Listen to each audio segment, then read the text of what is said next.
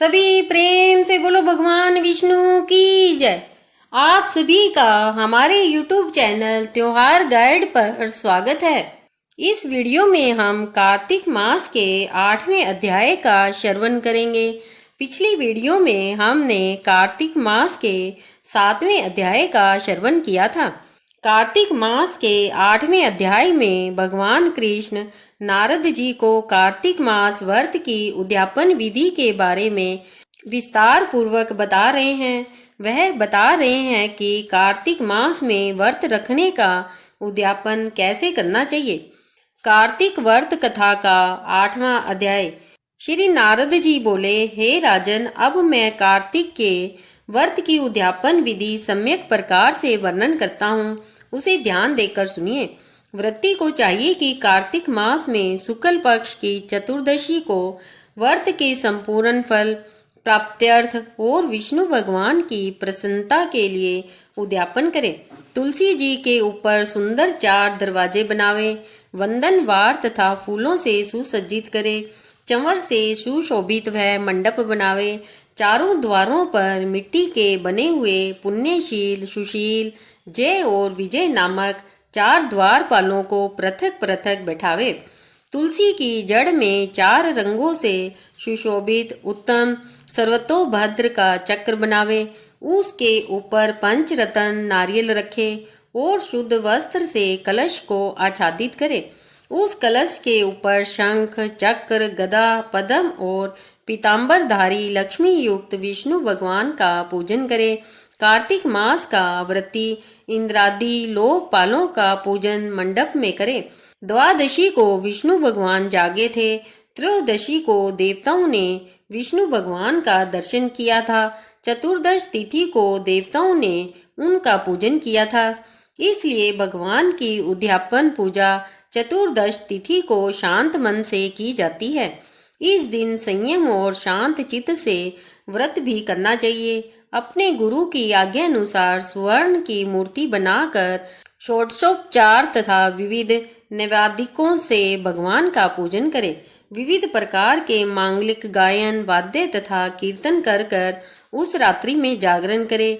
जो प्राणी श्रद्धा पूर्वक भगवान का कीर्तन करते हैं, उन लोगों के 100 जन्मों के एकत्रित किए हुए पाप भी विनिष्ट हो जाते हैं, अर्थात उनके पापों का नाश हो जाता है।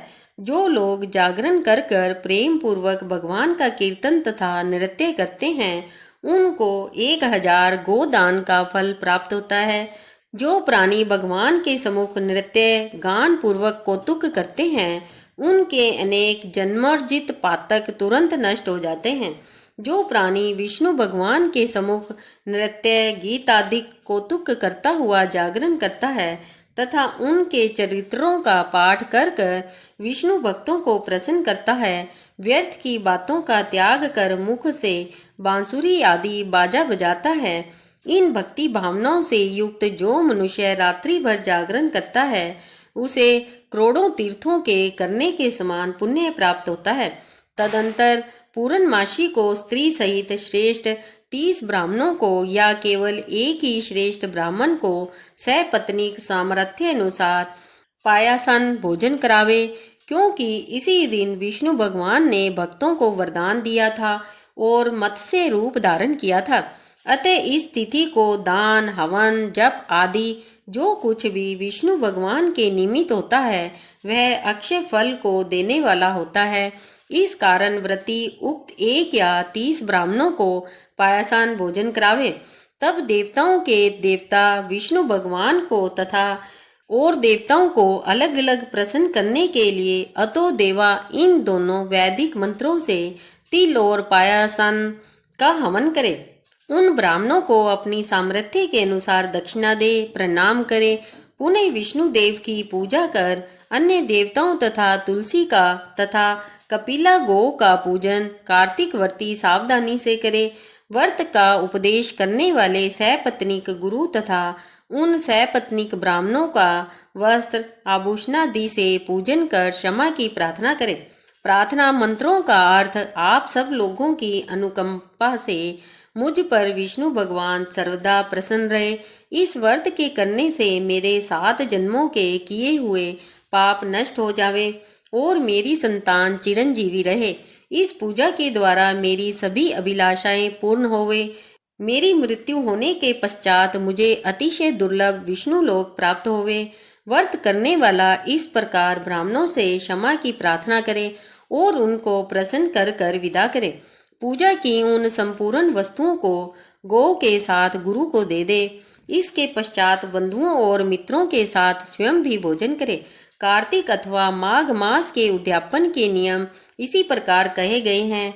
इस प्रकार जो प्राणी विधान सहित कार्तिक मास का व्रत और उद्यापन करता है वह पाप रहित होकर मनोवांछित कामनाओं को प्राप्त करता है।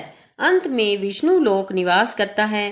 तीर्थों, दानों तथा सब व्रतों के करने से जो फल प्राप्त होते हैं उनसे करोड़ गुना अधिक पुण्य फल विधि पूर्वक कार्तिक मास का व्रत करने से मिलता है।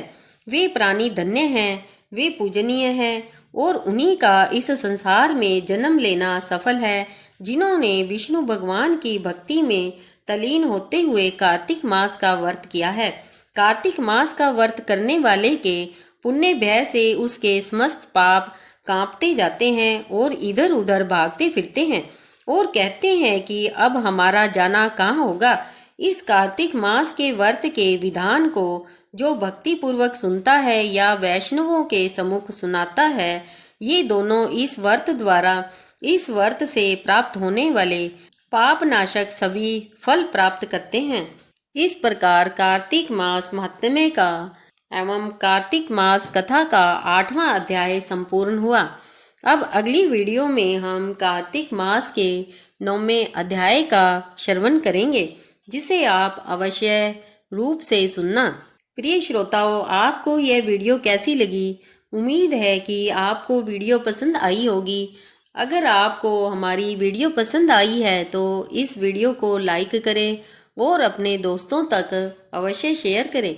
अगर आप हमारे चैनल पर नए हैं तो हमारे चैनल त्योहार गाइड को सब्सक्राइब कर लें और बेल आइकन को क्लिक करना ना भूलें, जिससे वीडियो अपलोड होते ही आपको नोटिफिकेशन मिल जाए। इस वीडियो को अंत तक देखने के लिए आप सभी का धन्यवाद। जय श्री कृष्णा, जय श्री राधे। ओम नमो भगवते वासुदेवाय। बोलो विष्णु भगवान की जय।